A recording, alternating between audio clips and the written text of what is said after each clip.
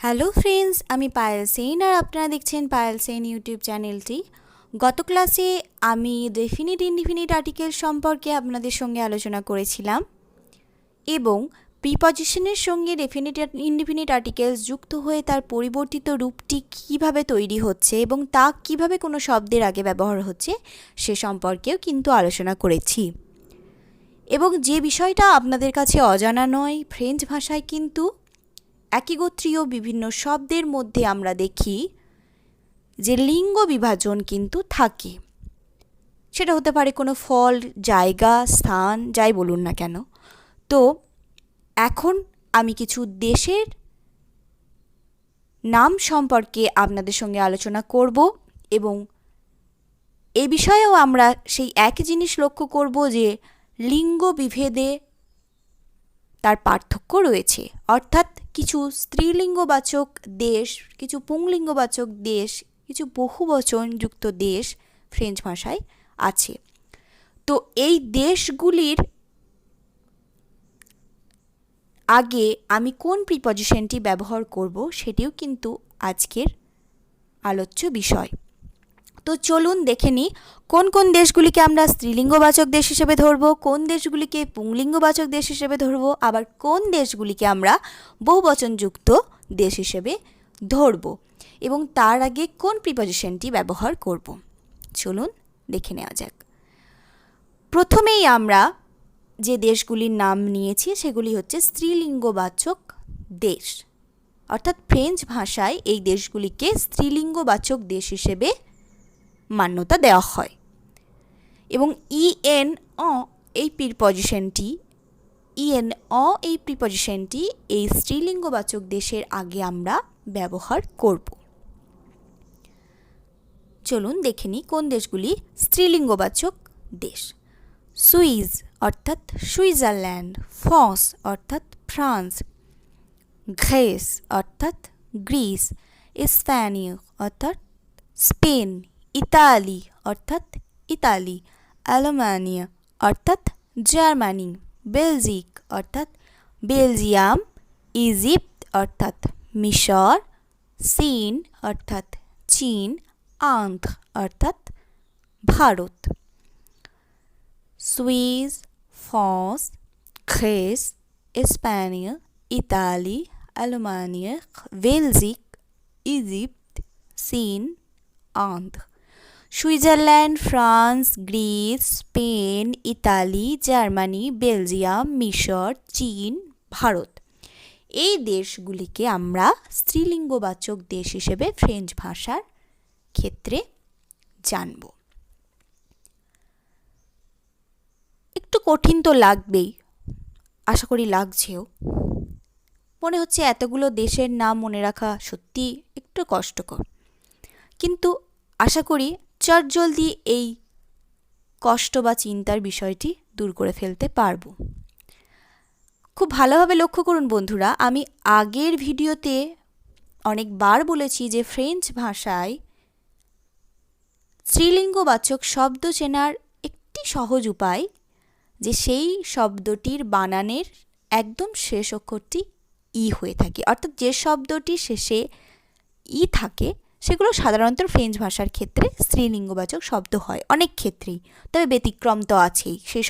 সেই ব্যতিক্রমী শব্দের উদাহরণও কিন্তু আমি আপনাদের সঙ্গে অনেকবার আলোচনা করেছি। তো যারা আমার ভিডিও দেখেন, যারা আমার ভিডিও ফলো করেন বা দেখেছেন, তারা জানেন যে এই বিষয়টি সম্পর্কে কিন্তু আমি আগে আপনাদের সঙ্গে আলোচনা করেছি। তো এই দেশগুলির নাম আপনারা ভালো করে লক্ষ্য করলে দেখতে পাবেন SUISSE শেষে ই আছে, ফ্রান্স শেষে ই আছে। তো সুইস, ফ্রান্স, গ্রিস, স্পেন, ইতালি, আলমানি, বেলজিক, ইজিপ্ট, চীন, আন্ধ্র এই সব দেশগুলির বানানের শেষে ই থাকায় এগুলি কিন্তু স্ত্রীলিঙ্গবাচক দেশ হিসেবে ফ্রেঞ্চ ভাষায় মান্যতা দেওয়া হয়। এরপর যখন আমরা পুংলিঙ্গবাচক কিছু দেশ আপনাদের সঙ্গে আলোচনা করব, তখন দেখবেন ম্যাক্সিমাম ক্ষেত্রেই কিন্তু সেই বানানের শেষে কিন্তু ইটা নেই, তবে ব্যতিক্রমী তো আছে। আমি আগেও বলেছি সেই ব্যতিক্রমী শব্দ বা দেশ যাই বলুন না কেন সেগুলো কিন্তু আমি আপনাদের সঙ্গে আলোচনা আগেও করেছি, এখনও করব। তো চলুন দেখে নিই পুংলিঙ্গবাচক কিছু দেশের নাম। এবং এই বিষয়টি মাথায় রাখবেন, এই স্ত্রীলিঙ্গবাচক দেশের আগে যে প্রিপজিশনটি আমরা ব্যবহার করব সেটি হচ্ছে ইএন অ। এরপর দেখে নেব পুংলিঙ্গবাচক দেশগুলি। এখন আমরা দেখে নেব পুংলিঙ্গবাচক দেশগুলি। পর্তুগাল, কানাডা, মেক্সিক, জাপো, ব্রাজিল, মারোক, কিউবেক, বাংলাদেশ, লুক্সেমবুর্গ।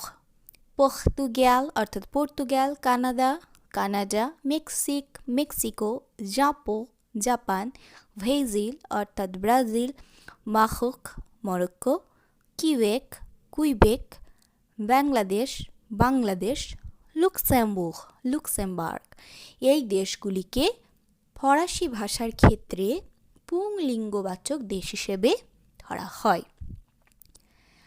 স্ত্রীলিঙ্গবাচক দেশগুলি আমি আপনাদের সঙ্গে আলোচনা করার সময় বললাম ব্যতিক্রম কিন্তু অনেক সময় থাকে। তো এখানে আপনারা একটি ব্যতিক্রমী জিনিস লক্ষ্য করতে পারবেন। দেখুন, মেক্সিক এই দেশটির বানানের শেষে কিন্তু ই আছে, কিন্তু তবুও এটি একটি পুংলিঙ্গবাচক দেশ।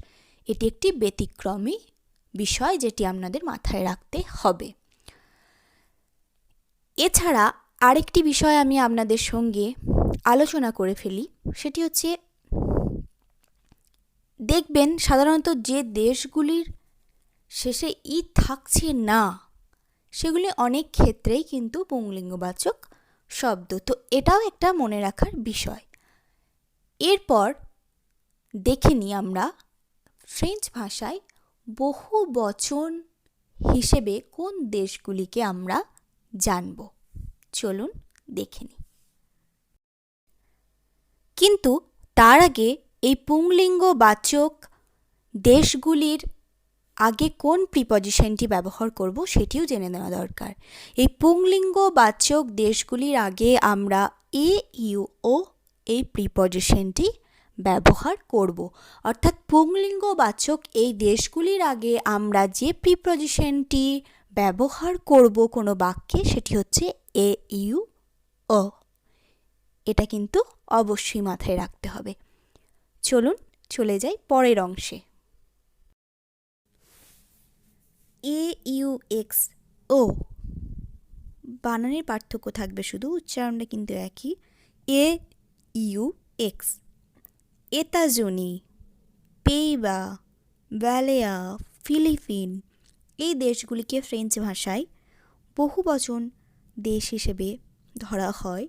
এবং এর আগে যে প্রিপজিশনটি আমরা ব্যবহার করব সেটি হচ্ছে এ ইউ এক্স। এতাজনি অর্থাৎ যুক্তরাষ্ট্র, পেইবা অর্থাৎ নেদারল্যান্ড, ভ্যালেয়া অর্থাৎ বেলারিক্স, ফিলিপিন অর্থাৎ ফিলিপাইন এই দেশগুলিকে ফরাসি ভাষায় বহুবচন যুক্ত শব্দ বা দেশ হিসেবে ধরা হয়। তাই এর আগে এ ইউ এক্স এই প্রিপজিশনটির ব্যবহার আমরা করব। এরপর দেখে নেব একটি অন্য বিষয়। চলুন দেখে নিই। আ এই প্রিপজিশনটি কখন ব্যবহার করব? দেখুন, এখানে যে নামগুলি আমি রেখেছি সেই নামগুলি হলো সবই শহরের নাম। পারি, রোম, জেনেভ, নিউ ইয়র্ক, বার্লিন, Paris, Rome, Geneva, New York, Berlin. এই শহরগুলির আগে বা কোনো দেশের কোনো শহরের আগে যে প্রিপজিশনটি ব্যবহার হয় সেটি হচ্ছে আ। আ পারি, আ রোম, আ জেনেভ, আ নিউ ইয়র্ক, আ বার্লিন। পারি, রোম, জেনেভ, নিউ ইয়র্ক, বার্লিন। পারি অর্থাৎ প্যারিস। প্যারিস হলো ফ্রান্সের একটি শহর, সেটা আপনারা সবাই জানেন। রোম ইতালির একটি শহর। জেনেভ অর্থাৎ জেনেভা সুইজারল্যান্ডের একটি শহর। নিউ ইয়র্ক মার্কিন যুক্তরাষ্ট্রের একটি শহর। বার্লিন বেরলিন অর্থাৎ বার্লিন জার্মানির একটি শহর। তো কোনো শহরের আগে যে প্রিপজিশনটি আমরা ব্যবহার করব সেটি হচ্ছে আ। এই ক্ষেত্রে একটি বিষয় আমি আপনাদের বলে রাখি, আপনারা যারা প্যারিসে থাকেন তারা এই বিষয়টি ভালোভাবে বুঝতে পারবেন। যদি কখনো আরিয়ার বি লাইনে আপনারা যাতায়াত করেন তাহলে দেখবেন লুক্সেমবার্গ বলে কিন্তু একটি স্থানের নাম আছে। তো এই ক্ষেত্রে লুক্সেমবার্গ একটি স্থানের নাম, তো এই ক্ষেত্রে যে প্রিপজিশনটি আমরা ব্যবহার করব সেটি হচ্ছে আহ। অর্থাৎ যদি আমরা প্যারিসের লুক্সেমবার্গকে বোঝাতে চাই বা ফ্রান্সের লুক্সেমবার্গকে বোঝাতে চাই, সেই ক্ষেত্রে যে প্রিপজিশনটি ব্যবহার করব সেটি হচ্ছে আহ। আর যদি আমরা লুক্সেমবার্গ দেশকে বোঝাতে চাই সেই ক্ষেত্রে আমরা ব্যবহার করব ইউ ও এই প্রিপজিশনটি। আশা করি আপনারা বুঝতে পারলেন। এরপর দেখে নেব আরও একটি অন্য বিষয়। চলুন দেখে নিই। এখন যে প্রিপজিশনটি আমরা দেখব CHEZ, উচ্চারণ হবে সে। এই সে প্রিপজিশনটি কখন বসবে? সে প্রিপজিশনটি বসবে কোনো পার্সনের ক্ষেত্রে। অর্থাৎ সেই পার্সনটি হতে পারে কোনো ব্যক্তি, কোনো ব্যক্তির নামের আগে, বা কোনো প্রফেশনে আছেন এরকম মানুষের আগে। চলুন দেখে নিই। ল দন্তিস অর্থাৎ দন্ত চিকিৎসক, ল বুলাঞ্জে অর্থাৎ বেকারির অধিকারী, ল মেদসা অর্থাৎ ডাক্তার। খুব ভালোভাবেই বুঝতে পারছেন দন্ত চিকিৎসক, ডাক্তার, একজন বেকারির অধিকারী যার থেকে আমরা ব্রেড নিয়ে থাকি। তো এগুলো একটি সবাই কিন্তু একজন ব্যক্তি, পার্সন, যারা কোনো প্রফেশনে আছেন। বা যদি আমরা মার্ক, পল অর্থাৎ কোনো ব্যক্তির নাম বলি বা কোনো ব্যক্তিকে ইন্ডিকেট করি, সেই ক্ষেত্রে আমরা CHEZ সে এই প্রিপজিশনটি ব্যবহার করব। আমি মার্ক, পল এই নাম দুটি বললাম কারণ ফরাসি ভাষার মানুষের মধ্যে এই নামের প্রচলন দেখা যায়, বা ফরাসি ভাষার ব্যক্তিদের এই ধরনের নাম হয়ে থাকে, তাই আমি এই নাম দুটি এখানে উল্লেখ করলাম। যে কোনো নামের আগে কিন্তু যে প্রিপজিশনটি আমরা ব্যবহার করব সেটি হচ্ছে CHEZ সে। তো CHEZ সে এই প্রিপজিশনটি ব্যবহার করব পার্সনকে নির্দেশ করতে। এটা মনে রাখবেন। আশা করি আজকের ভিডিও আপনাদের অনেকখানি উপকারিতা দেবে, এবং যদি আমার ভিডিও আপনাদের ভালো লেগে থাকে অবশ্যই আমার চ্যানেলটিকে সাবস্ক্রাইব করবেন, লাইকস করবেন, কমেন্ট করবেন। আপনাদের কোনোরূপ কোনো জায়গায় কোনো বিষয়ে জিজ্ঞাসা থাকলে আমাকে কমেন্ট করে জানাবেন। আপনারা ভালো থাকবেন, সুস্থ থাকবেন, আর অবশ্যই আমার ভিডিও দেখতে থাকবেন, কারণ আপনাদের কমেন্ট করা, আপনাদের কোনো প্রশ্ন জিজ্ঞাসায় কিন্তু আমার পরবর্তী ভিডিও বানানোর অনুপ্রেরণা। তো আপনারাই আমার অনুপ্রেরণা।